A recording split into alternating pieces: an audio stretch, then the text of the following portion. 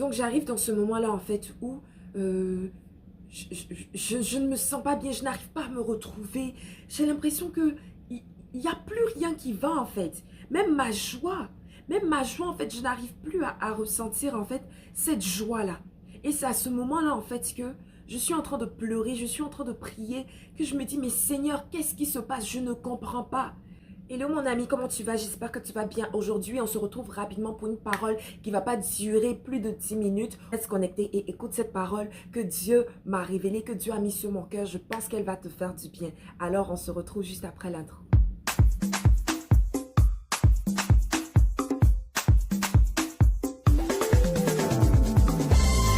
Je ne peux pas m'empêcher de parler de lui, car sa parole est comme du feu dans mes os.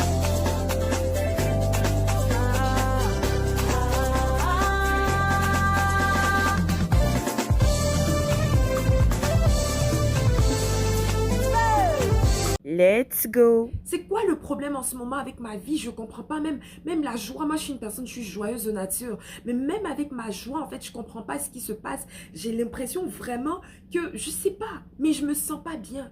C'est quoi le problème? Dis-moi, dis quelque chose, parle dans ma vie. C'est quoi qui se passe?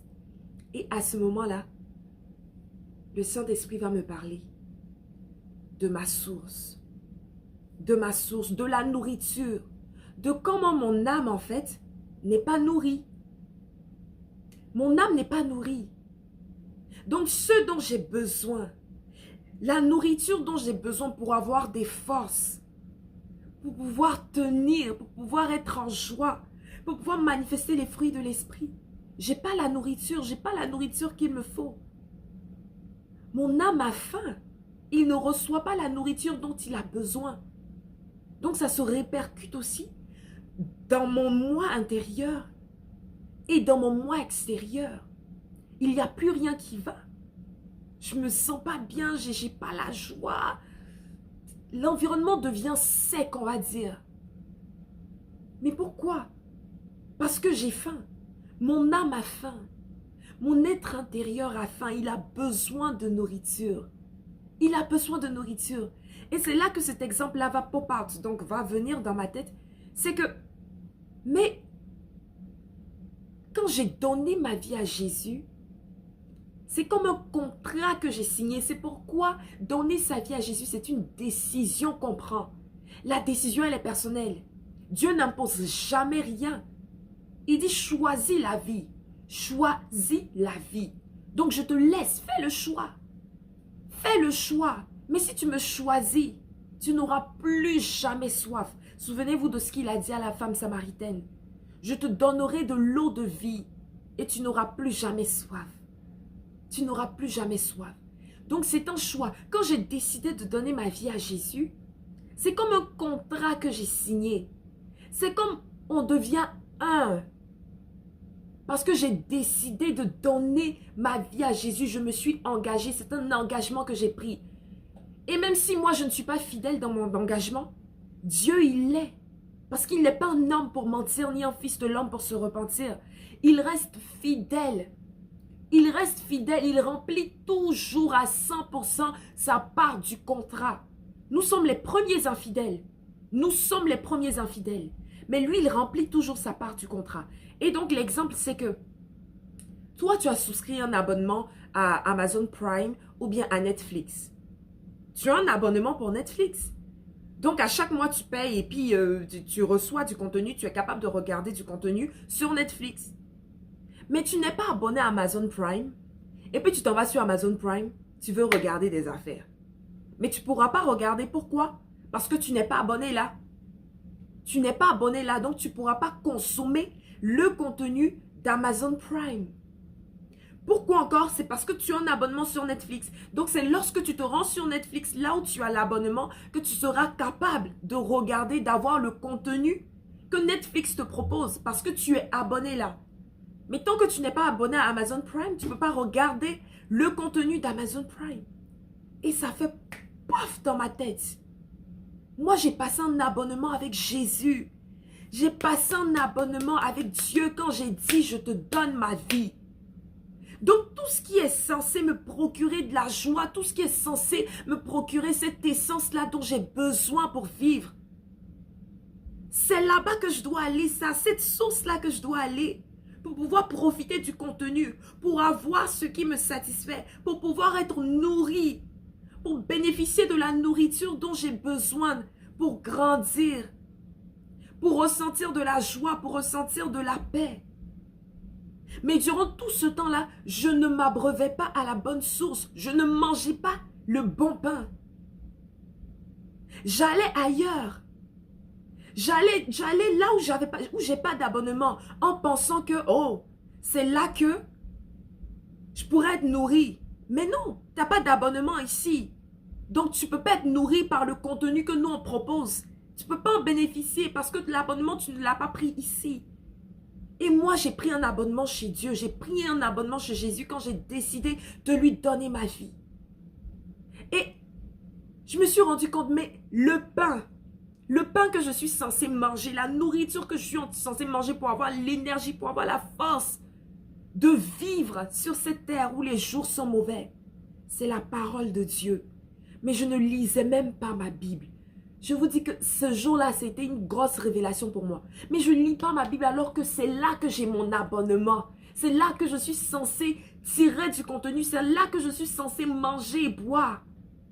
Mais je ne lisais pas ma Bible. Et je ne passais pas du temps dans la prière. Alors que c'est là que j'ai mon abonnement. Je ne sais pas si tu arrives à me comprendre, si tu arrives à capter ce que je suis en train de dire. C'est là que je me suis abonnée parce que j'ai dit, Jésus, je te donne ma vie. J'ai signé le contrat, je suis abonnée là. En sentant que si je vais ailleurs, où j'ai pas d'abonnement, je pourrais rien avoir, je pourrais profiter de rien parce que mon abonnement n'est pas là-bas. Et je me suis souvenu de ce que Jésus va dire. On va un peu, donc j'ai ma Bible ici dans l'ordinateur. Donc c'est pour ça que je regarde là. Mais on va un peu dans Jean. Jean, le chapitre 6, à partir du verset 32. La Bible dit, Jésus leur dit, en vérité, je vous le dis, Moïse ne vous a pas donné le pain du ciel. Mais mon Père vous donne le vrai pain du ciel. Et au verset 33, il dit, car le pain de Dieu, c'est celui qui descend du ciel et qui donne la vie au monde. Au verset 34, les disciples lui disent, ils lui dirent, Seigneur, donne-nous toujours de ce pain. Ils sont intelligents ces gars. Seigneur, donne-nous toujours de ce pain. Et Jésus va leur dire, je suis le pain de vie. Celui qui vient à moi n'aura jamais faim et celui qui croit en moi n'aura jamais soif. Et au verset 36, mais je vous l'ai dit, vous m'avez vu, vous ne croyez point, patati patata. Non. Mais, on repart encore. Au verset 33, car le pain de Dieu, c'est celui qui descend du ciel et qui donne la vie au monde. Les disciples lui disent, Jésus, donne-nous de ce pain, donne-nous toujours de ce pain. Et il va dire, je suis le pain de vie. Celui qui vient à moi n'aura jamais faim et celui qui croit en moi n'aura jamais soif. Mais moi, je me retrouvais dans cet espace où j'avais soif, où j'avais faim, mais je n'étais pas nourrie à la bonne source. Pourquoi? Parce que le pain de vie, c'est Jésus. C'est là que j'ai mon abonnement. C'est là que j'ai décidé. C'est ma boulangerie à vie, en fait, chez Jésus. Il dit, je suis le pain de vie. Je suis le pain de vie. Et à ce moment-là, j'ai réalisé, le pain que Dieu nous a laissé, c'est la parole de Dieu, la Bible. C'est la Bible qu'il nous laisse. Et puis souvent, quand on parle, non, mais le Saint-Esprit m'a parlé, souvent. Ce sont des affaires de la Bible que tu as lues et il y a une situation qui va arriver, le Saint-Esprit va te rappeler ce que tu as lu, mais parce que tu as lu, parce que tu t'es abreuvé à la bonne source, que lui, il est capable de faire aussi son travail, de te rappeler les choses. Donc si tu arrives peut-être dans une période où tu vois que ta vie n'a pas de goût, ta vie n'a rien, essaie de voir un peu où tu as pris ton abonnement. Où est-ce que tu as pris ton abonnement? Parce que si tu prends ton abonnement chez Jésus, et que tu consommes le pain de vie qu'il est, que tu consommes la parole de Dieu, que tu passes du temps dans sa présence, il dit, tu n'auras jamais faim et tu n'auras jamais soif. Tu n'auras jamais faim et tu n'auras jamais soif. J'espère que cette parole t'a fait du bien. Je ne sais pas si j'ai réussi à transmettre ce que j'avais reçu.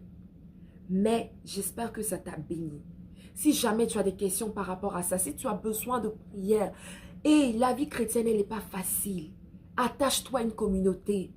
Attache-toi à une communauté et n'aie pas honte d'être vulnérable parce qu'on a besoin de se soutenir les uns les autres. C'est pas facile.